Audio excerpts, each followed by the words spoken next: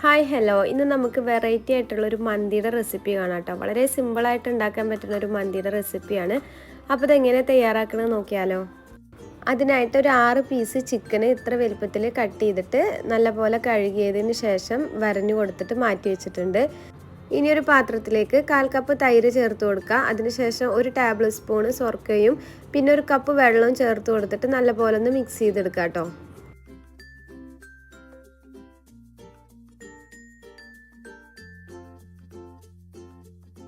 ഇനി മിക്സിലേക്ക് chicken piece ഓരോന്നായിട്ട് ഇട്ട് കൊടുക്കാം.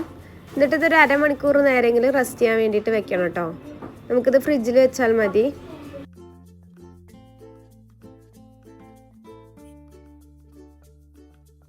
ഒരു അരമണിക്കൂറിന് ശേഷം നമുക്കൊരു അരിപ്പയിലേക്ക് മാറ്റി കൊടുക്കാം. നമ്മൾ മസാല തയ്യാറാക്കുമ്പോഴത്തേനും ഇതിലുള്ള വെള്ളത്തിൻ്റെ അംശമൊക്കെ ഒന്ന് പോയി കിട്ടാൻ വേണ്ടിയിട്ടാണ് കേട്ടോ.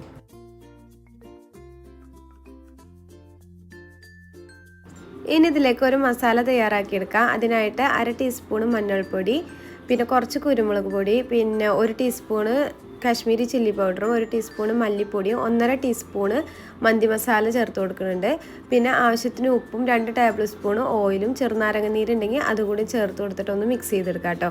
ഇനി ഇതിലേക്കൊരു പച്ച മസാല തയ്യാറാക്കിയെടുക്കണം. അതിനായിട്ട് വെളുത്തുള്ളി, ഇഞ്ചി, പിന്നെ ഒരു സവാളയുടെ പകുതി, പിന്നെ പുതിനയില, മല്ലിയില, പിന്നെ ഒരു 4-5 പച്ചമുളക് എടുത്ത് കൊടുക്കുന്നുണ്ട്. ഇനി ഇതിലും കൂടുതൽ എരിവ് വേണമെന്നുണ്ടെങ്കിൽ ഒരു 8-10 പച്ചമുളക് വരെയൊക്കെ ചേർത്ത് കൊടുക്കാം കേട്ടോ. ഇതെല്ലാം പാടൊന്ന് മിക്സിയിലിട്ട് അരച്ചെടുത്തിട്ട് വരാം.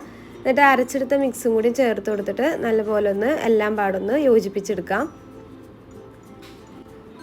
ഇനി ഇതിലേക്ക് ചിക്കൻ പീസ് ഓരോന്നായിട്ട് ഇട്ട് കൊടുത്തിട്ട് ചിക്കനിൽ ഫുള്ളായിട്ട് നമുക്ക് പുരട്ടി കൊടുക്കാം കേട്ടോ.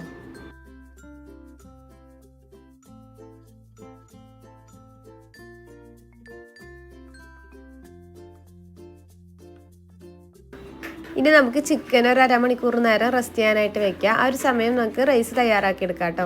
അതിനായിട്ടൊരു പാത്രത്തിലേക്ക് 3 കപ്പ് ഇന്ത്യ ഗേറ്റിൻ്റെ സെല്ല ബസ്മതി റൈസ് എടുത്തിട്ടുണ്ട് കേട്ടോ. അത് ഇട്ട് കൊടുക്കാം. എന്നിട്ട് നല്ലപോലെ കഴുകി വൃത്തിയാക്കിയതിന് ശേഷം ഒന്ന് ഡ്രെയിൻ ആക്കി എടുക്കാം കേട്ടോ. ഇത് നമ്മൾ കുതിർത്ത് വെക്കണമൊന്നുമില്ല, ഡയറക്റ്റായിട്ട് തയ്യാറാക്കാൻ പോകാം കേട്ടോ. അതിനായിട്ട് അടികട്ടിയുള്ളൊരു പാത്രം എടുത്തിട്ട് ഒരു 2 ടേബിൾ സ്പൂണോളം സൺഫ്ലവർ ഓയിൽ ചേർത്ത് കൊടുക്കാം. അതിലേക്ക് പട്ട, ഗ്രാമ്പു, ഏലക്ക, പിന്നെ ഒരു 2-3 കുരുമുളക് പൊടിയും അതുപോലെ തന്നെ 2-3 മുഴുവൻ മല്ലിയും ഇട്ട് കൊടുക്കുന്നുണ്ട് കേട്ടോ. അതൊന്ന് പൊട്ടി വരുമ്പോൾ ഒരു സവാളയുടെ പകുതി കട്ട് ചെയ്തിട്ട് ചേർത്ത് കൊടുക്കാം. സവാള ഒന്ന് വഴന്നു വന്നാൽ അതിലേക്ക് ക്യാപ്സിക്കത്തിൻ്റെ പകുതി ഇതുപോലെ കട്ട് ചെയ്തിട്ട് ഇട്ട് കൊടുക്കാം.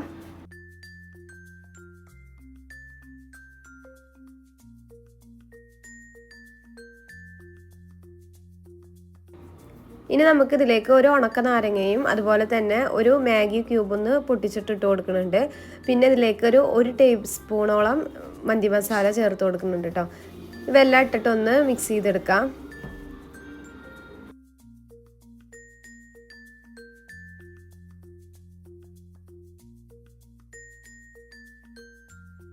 ഇനി ഇതിലേക്ക് കഴുകി വൃത്തിയാക്കി വെച്ച അരി ഇട്ട് കൊടുക്കാം.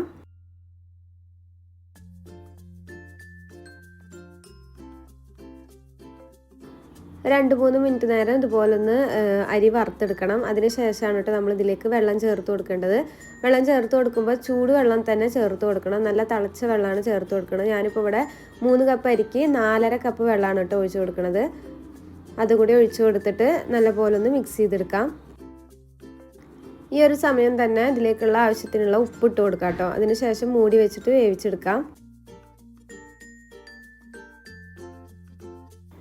ഇടയ്ക്കൊന്ന് മൂടി തുറന്നിട്ട് ഒന്ന് ഇളക്കി കൊടുക്കണം കേട്ടോ.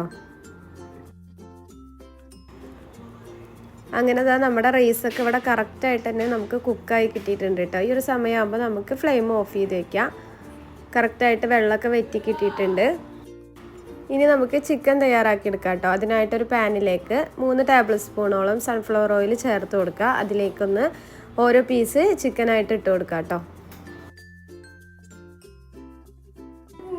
അങ്ങനെ ചിക്കൻ്റെ ഒരു ഭാഗമൊക്കെ വെന്ത് കഴിഞ്ഞാൽ നമുക്ക് തിരിച്ചിട്ട് കൊടുക്കാം കേട്ടോ. അങ്ങനെ തിരിച്ചു മറിച്ചൊക്കെ ഇട്ട് കൊടുത്തിട്ട് ചിക്കന് നമുക്ക് വേവിച്ചെടുക്കാം.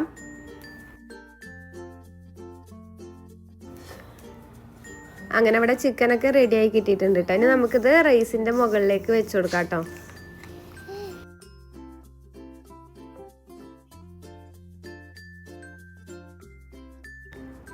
ഇനി ഇതിൻ്റെ നടുവിലായിട്ടൊരു പാത്രത്തിലേക്ക് ഒരു ചാർക്കോൾ കത്തിച്ചിട്ട് വെക്കാം.